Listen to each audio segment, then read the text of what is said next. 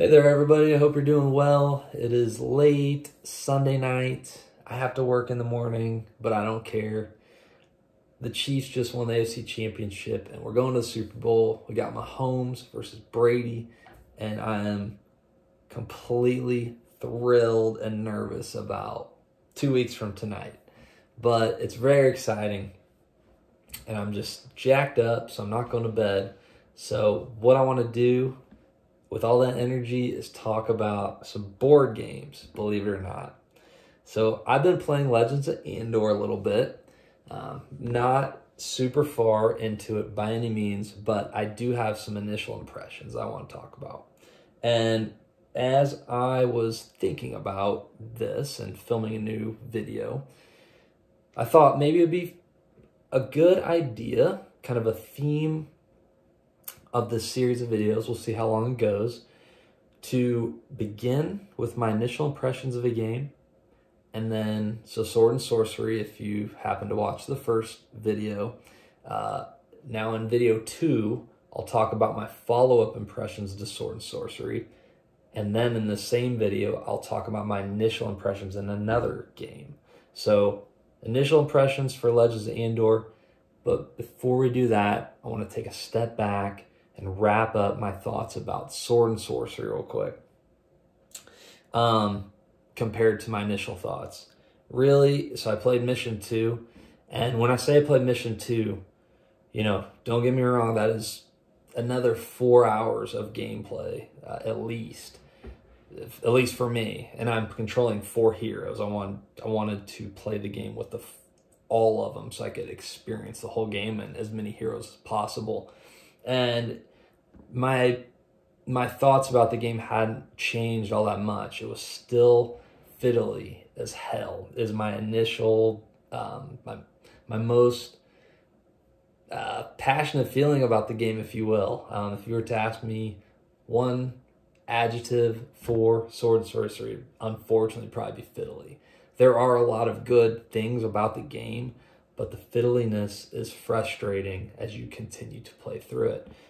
So what I mean is, in Mission 2, a perfect example, and again, I said this in the first video I did, it could be completely my fault, maybe I overlooked something in the rules, very possible, but I've looked and looked and looked.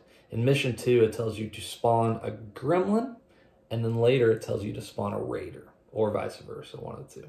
But both times, when it tells you to spawn those monsters, it doesn't tell you what color to spawn. It doesn't say spawn a blue gremlin, green gremlin, red raider, whatever. Obviously, that's a huge difference because they are significantly harder from one another. So why doesn't the game tell you exactly the color of monster to spawn?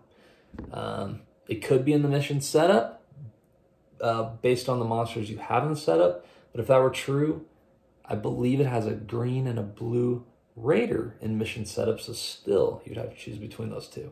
So I was at a bit of a loss. At that point, I was like, I'm just going to spawn some, I think, green, just to keep going because the missions take a while. So again, that sort of stuff overrides the entire experience for me. In addition to that, in combat, which is most of the game is combat, which is I'm totally fine with. But if that is true, the combat has to be pretty interesting. For me, in Sword and Sorcery, the combat, it's pretty predictable. It's pretty obvious on the choices you should make. There's not a lot of push your luck. There's not, unless I'm forgetting a few instances, maybe there is here and there between some of the talents you might want to use at certain times, but not that much. Secondly, there's not a lot of decisions where, I could do this or I could do that. Do I want to be a little more defensive or do I want to be a little more offensive? There's not a ton of that either. Because, for example, the paladin who can heal, you can heal every time, every turn. So do I want to attack? Do I want to heal? Well, guess what? You can do both. So to me, just some of the decisions are obvious in the game. So those are the negatives. And again, it's still rather enjoyable to find out what else the game is going to introduce. But unfortunately, when it introduces new things, you know, I don't want to put a percentage on it, but it's fairly often it introduces new things and you're just not quite sure what it's telling you to do. So what's interesting is my next game I played was Legends of Andor. And so I just bought this, you know, a couple weeks ago. Heard really good things about it. I've heard how good the onboarding is. And I set it up a couple days ago, and I played through the first 45 minutes or so. Ended up losing, or I don't know if I can't remember if I lost or I just really set myself up bad. And I was like, okay, I think I understand what I'm supposed to be doing, so let's just restart it. And that's fine for me. I really don't mind losing because it makes me hungry to win again. So no problem there. But the onboarding of this game compared to Sword and Sorcery it's night and day. It's beyond night and day. I mean, it is so stark in contrast. These are different genres of games. I understand that. Legends of Andor is an adventure game. Sword and Sorcery is a dungeon crawler. But do they have to be so different in their onboarding? Why can't Sword and Sorcery, instead of having a 70-page rulebook, 64, something like that, why can't they have a 4-page quick play guide like Legends of Andor does? Which I was blown away when I opened Legends of Andor, started going through all the tokens and punching everything out, and I looked at the literature, and there is a quick play guide of 4 pages, and I believe the advanced rules are another 4 pages. All you have to learn is the quick play guide. And then it tells you to start the game, which is incredible. So the difference between Legends of Andor and Sword and Sorcery, besides just the length of the rule books, right, is the way it introduces new elements and components to the game. In Legends of Andor, it only has you introduce certain tokens, standees, other things, cards. It's only giving you what you need at that point, and it completely and perfectly aligns with the rule book. It tells you to reference these legend cards, which are continued rules. So not only do the legend cards tell you your objective of what you're supposed to do, it also gives you some background information, very important information on what you need to know to play out the next round of the game. So it's incredibly clever that it doesn't give you all that stuff at once in the rule book. You know, as a game designer, I am envious of how seamless and efficiently they did this. It's incredible. So this game, again, we're comparing different genres of games. If I'm not mistaken, and I could be completely wrong, I should have done my research, but I'm pretty sure this game is 8 years old, 10 years old, something like that. And Sword and Sorcery is like 5 years old. Forgive me for the froggy voice. I've been excited all night. This game is more modern in the way it introduces information. It reminds me of a Jamie Stegmaier game like Charterstone, where it introduces you new concepts. The rule book, you place stickers on for new roles. As well as that game is done in a lot of ways, not all the ways, but in a lot of ways, this game's onboarding is the best I've ever seen. So now I have not, again, many of you out there have played many more games than I have. I've played a significant number, but not hundreds by any means, like a lot of you guys. So there's probably a lot of other games that do the onboarding as well as Legends of Andor. But for me, this is by far the best I've ever seen. I was able to get this pretty complicated game laid out, and I understood the core concepts of the rules, and then edge cases, it was proactive in preparing me for when certain things might happen. Boom. It's right here. They knew that that might happen.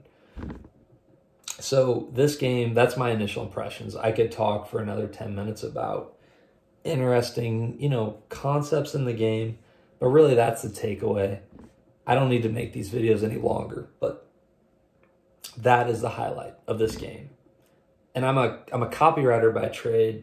That's my career. So I appreciate very much the efficiency in writing. Just these little chunks. I mean, I'm looking at it right here. This is another clever use of space. On this side of this punch board is the merchant, the stuff you can buy. Now in mission 1 so far, it hasn't told me I can buy this stuff. But what's it have on the flip side? Rules. Rules that weren't in the quick play guide.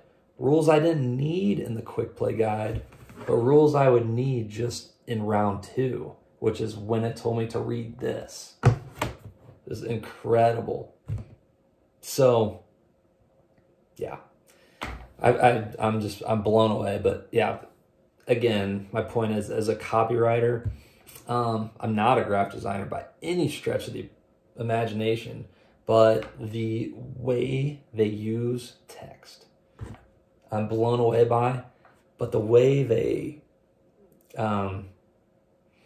blend text with the graphic design and the components is absolutely masterful and incredibly efficient. And as a player, I just appreciate it so much. I appreciate these miniatures.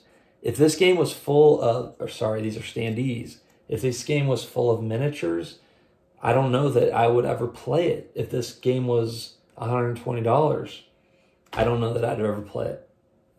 But the fact that I was able to buy this game for 60 or 70 bucks, and it has these standees, they're already colorful. I don't need to paint them. They're ready to go.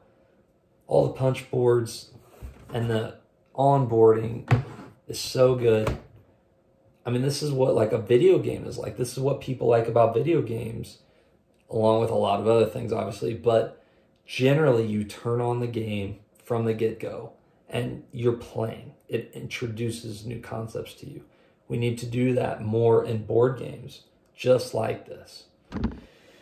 So those are my initial impressions for Legends of Andor and my follow-up impressions for Sword and Sorcery. I will return to Sword and Sorcery later. I'm not that excited about what's coming. I mean, I'm still intrigued by it. It just seems like a big investment at this point. And Legends of Andor has definitely caught my attention. So we're going to do this for a little while. And on my next video, I'm going to do a follow-up on Legends of Andor. And then I'm either going to talk about Escape the Dark Castle or Warp's Edge, which I just bought both of those. So for the 5 or 10 of you who have made it this far, if you are interested in my thoughts on either of those, feel free to make a comment on Escape the Dark Castle or Warp's Edge, and I'll talk about them next time. So if you made it this far, thank you so much. Go Chiefs. See you next time.